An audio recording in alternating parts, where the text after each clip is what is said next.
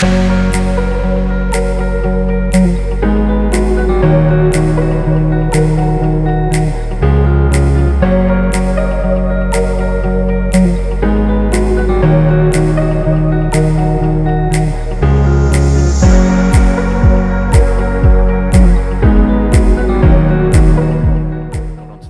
name's Steve Mellings from ADISA, and thank you for joining us today for itadinfifteen, which is a monthly guest panelist session to talk about all things ITAD. I'm joined today by Adrian Grace from ERI, Kyle Marks from Retire IT, and James Berkshire from Ingram.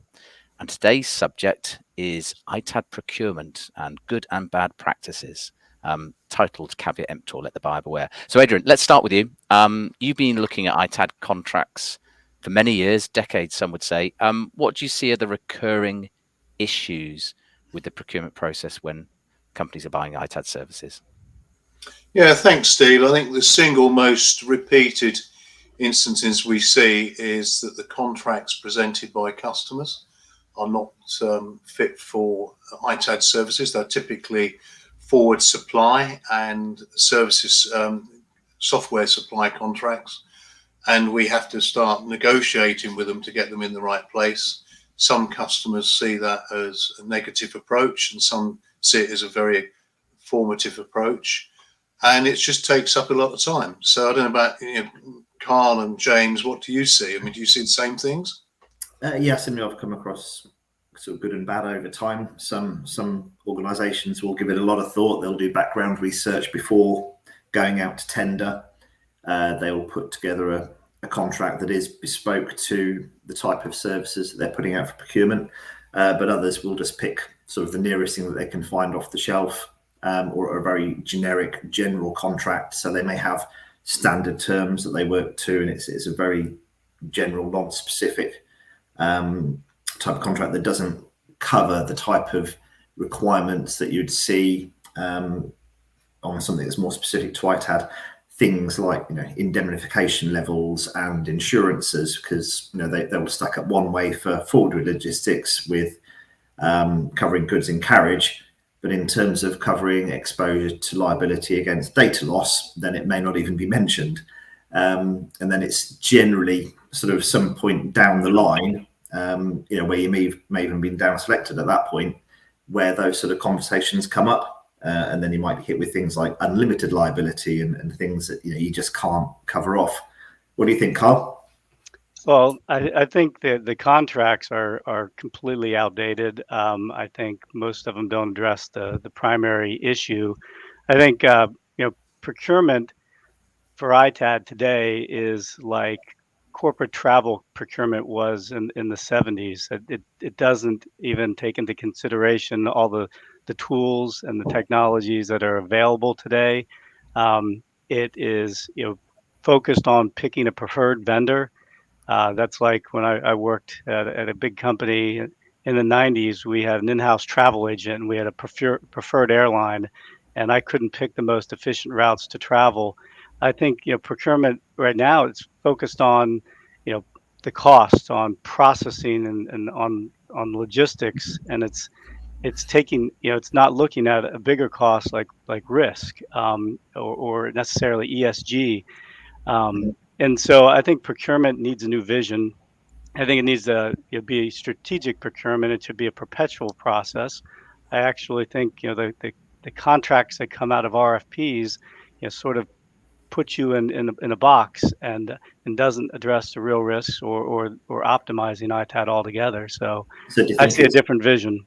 Do you think it's sort of too specific, so it's very price focused rather than looking at a whole, the overall value? I know that some contracts I've seen and some exercises, they'll split the weighting between price and quality. That's about as far as it goes typically, and on the more forward thinking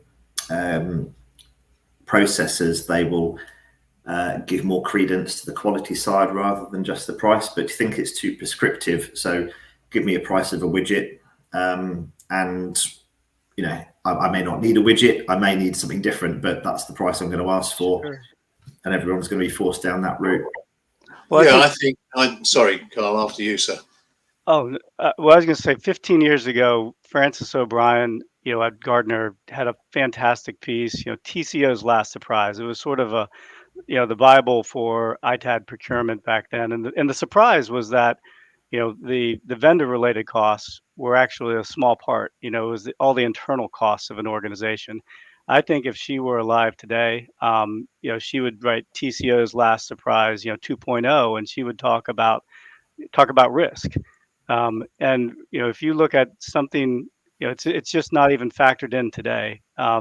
If there was 10% of 1% of a chance that a Morgan Stanley type event could happen to you, procurement, should be looking at spending $120,000 on mitigating those type of risks, right?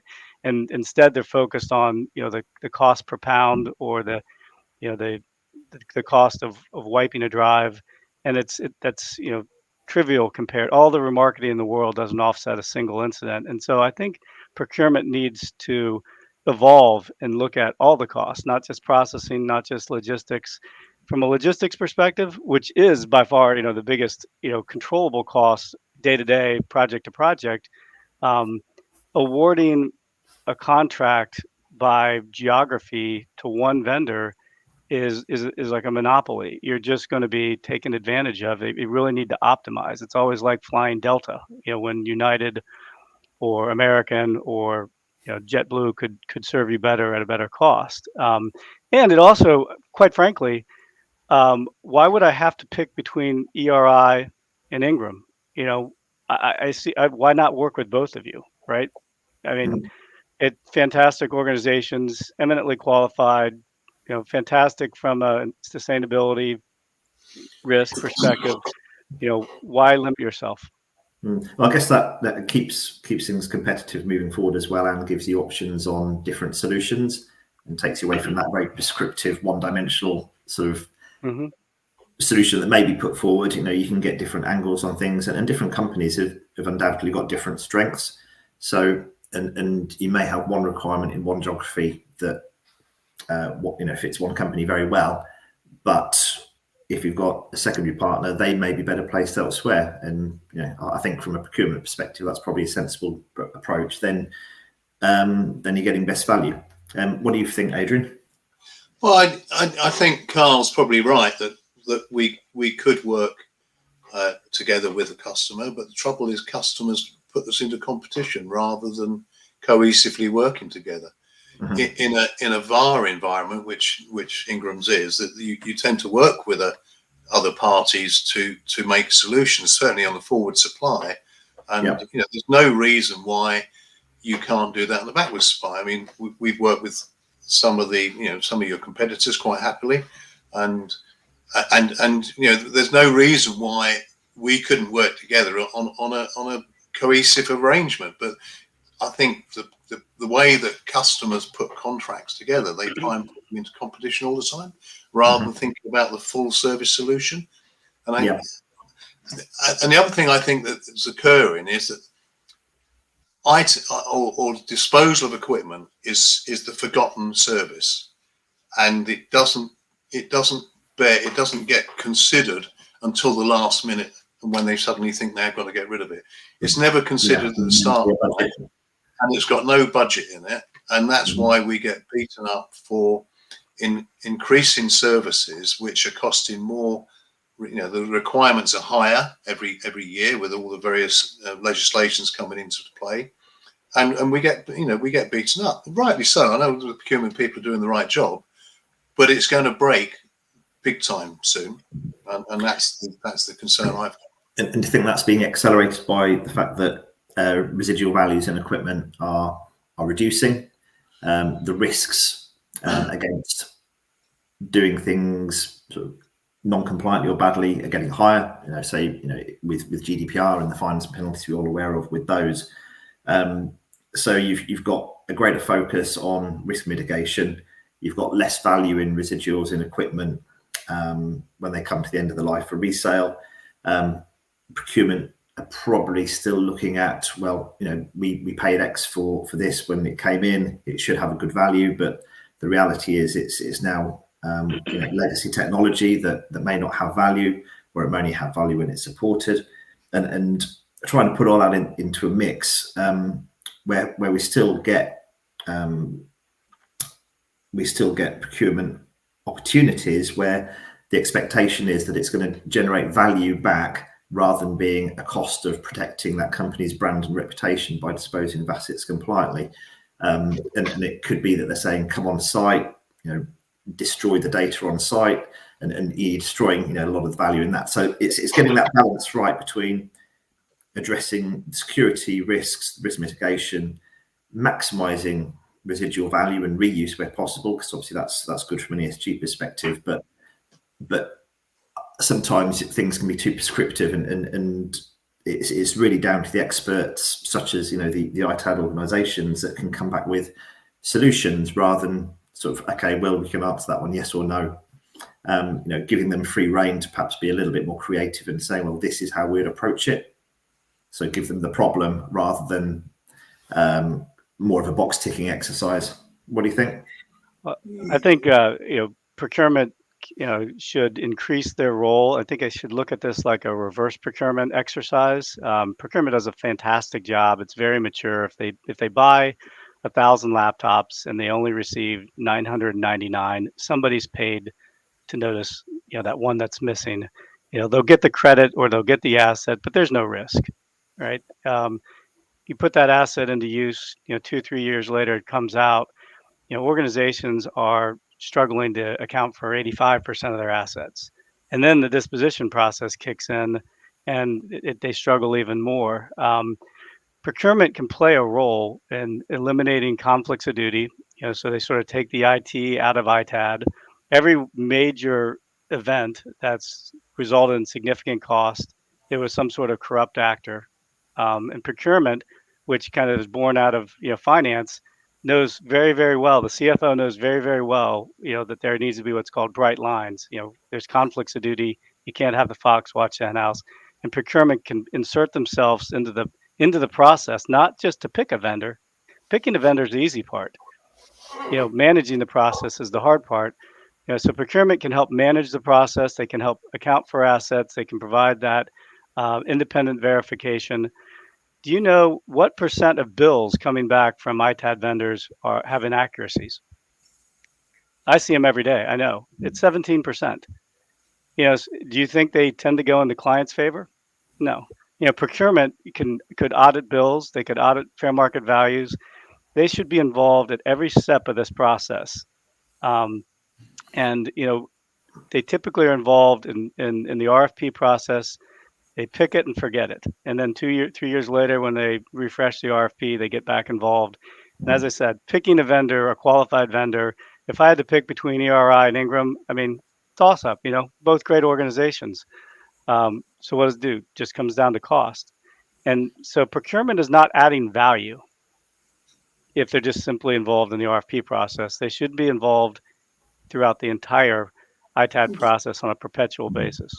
Yeah, and I agree with that. I've worked with companies in the past where procurement have been a constant relationship during the service contract for 5 or 6, 10 years even, and they keep you on your toes. They do governance meetings with you and position it. But that's after that's after an extensive piece of work of putting the right contract in place. I think the conversation started with where does it start wrong? And I think if we go back to the simple bit, is that the starting blocks aren't even in the right place, and then as you rightly say, Carl, some companies, not all companies, they tend to put a contract in it, get it signed, and you don't see them anymore. So the service team is running it, but then the controls and contract controls and risk mitigations aren't being monitored in the right way. So they're not looking at it from a strategic perspective. No, they need to look at it on an ongoing basis. It's a vital business activity, and all the remarketing in the world does not offset a single incident.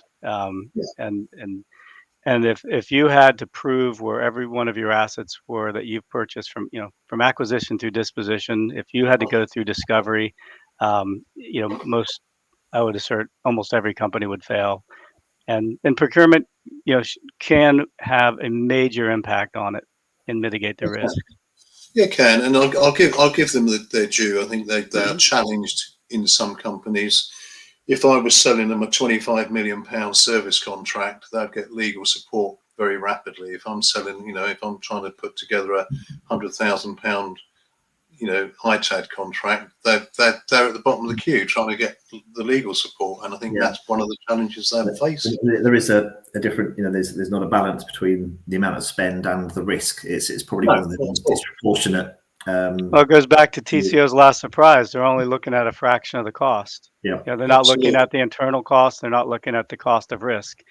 And if you actually take those costs into consideration, it would move much higher up on that list of priorities.